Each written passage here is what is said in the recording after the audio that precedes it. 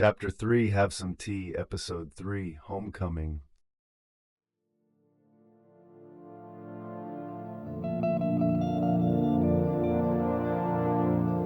Humanity is dying.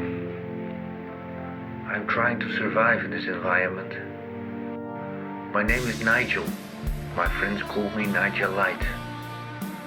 I live in the remains of a city where once you could live your dreams and where freedom and equality were highly valued. But that time is long gone. I am living an average life now, trying not to stand out of the crowd too much. And I have the feeling that this is about to change.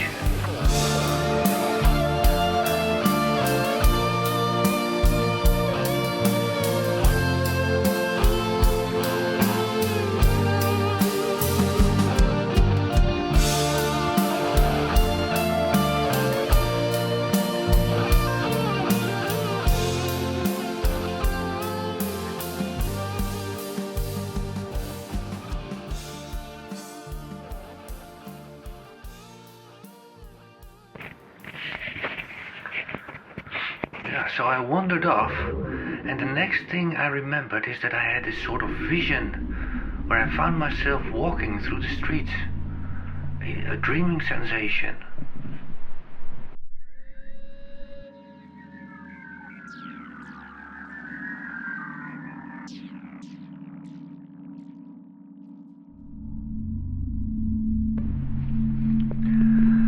It was dark, rain was falling.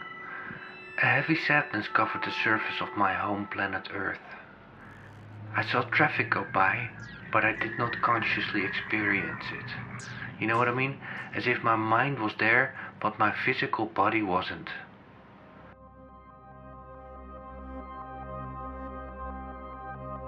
I remember thinking that the continuous perpetual rhythm of life never ceased to amaze me. You know, our way of living on the brink of collapsing, but people go to work, eat, sleep, and forget. I heard something approaching. I looked up and saw a man. The prophet? He smiled at me.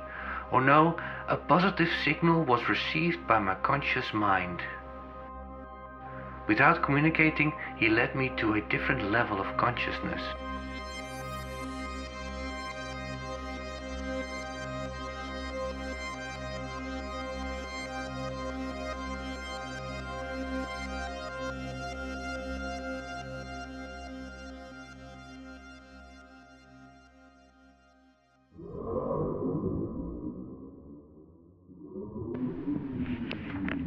I then realized that I have been dwelling among lies, consuming untruths like it was a necessity of life.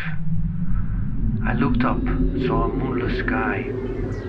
Stars were flickering untroubled and serene, like there was no tomorrow. Or maybe there wasn't, but honestly speaking, right then and there I did not care.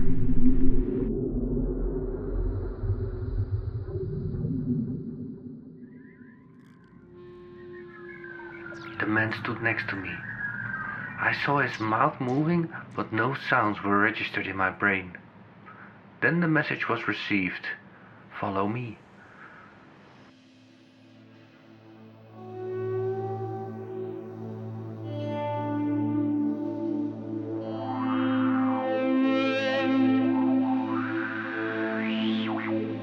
Misty vapor majestically covers the hills.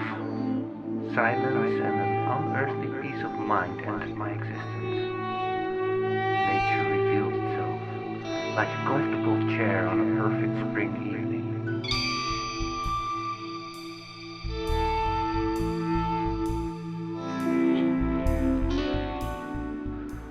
I noticed a structure made out of concrete. Old, trees and other vegetation were growing right over it, through it. The remnant of a long gone and almost forgotten experience.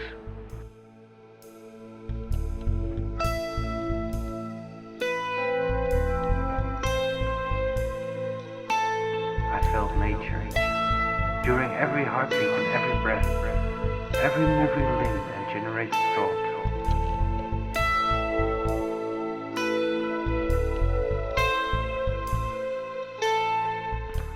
An opening appeared in the wall of the structure.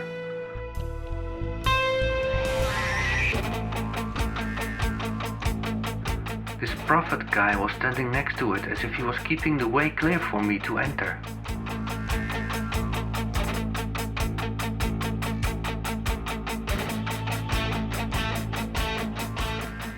I went in.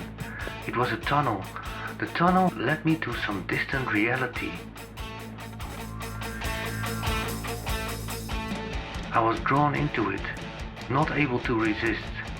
I moved through the tunnel, but my feet were no longer in touch with the ground. I felt myself traveling vast distances, and when the end of the tunnel neared, it revealed a green planet. A green planet? Meet the center of our universe. The words again entered my brain. It was the same voice again. I approached the planet, dwelling through time and space.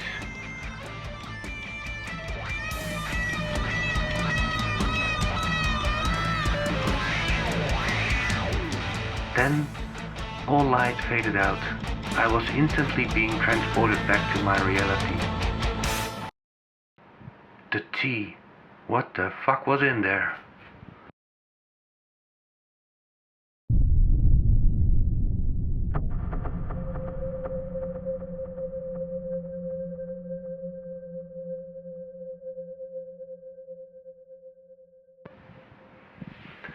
I found myself in the back of this coffee shop, and some unfamiliar guy was sitting next to me, although he had something familiar.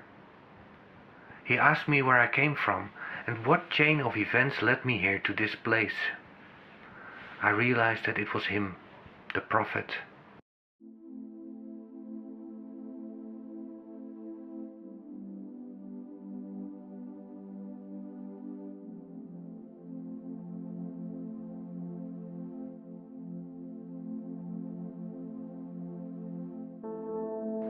At first I was wary, confused. I guess it was the same on his side. Why should he trust me? But as the conversation went on, I noticed we started to let down our guards.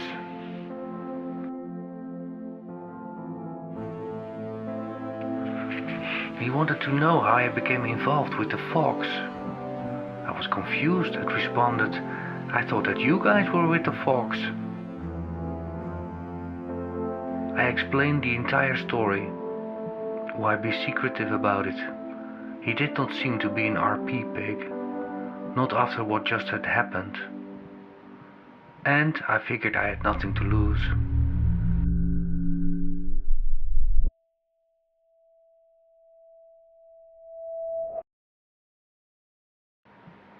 The prophet guy said that I was ready to meet the Soder team.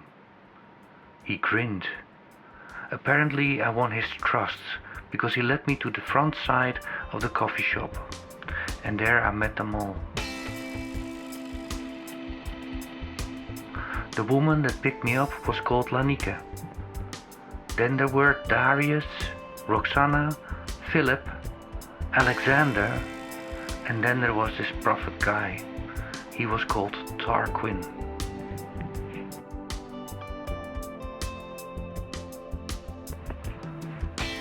They wanted to know all about me, and I talked openly. I felt trusted and welcome, a feeling I had not experienced for a long time. It was an interesting collection of characters, these Soder people. Normally you would not expect such diversity of characters to connect in such a close group, but somehow it apparently was working. I was sure that strange guy Tarquin had something to do with that.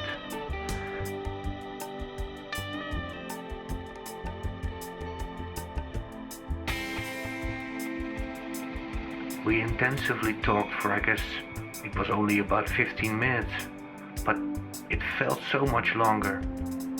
And then suddenly everybody left in a hurry. Time was up.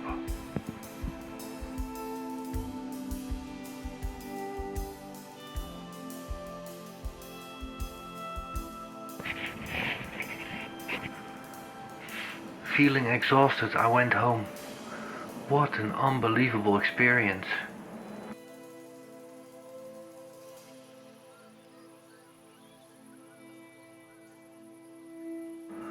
And now I'm back in my apartment, wondering if there is some reason that I encountered all of this. And maybe I will never find out the truth. But this experience made me decide that from now on I will never give up pursuing a more fulfilling life. And I had the feeling that with this Soder group I found this life. I came home.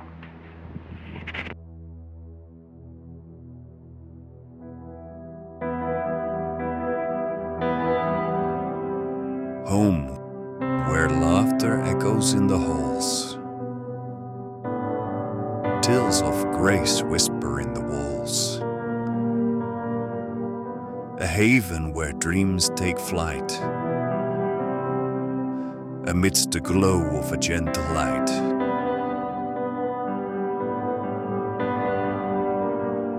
In its embrace, we find our true call.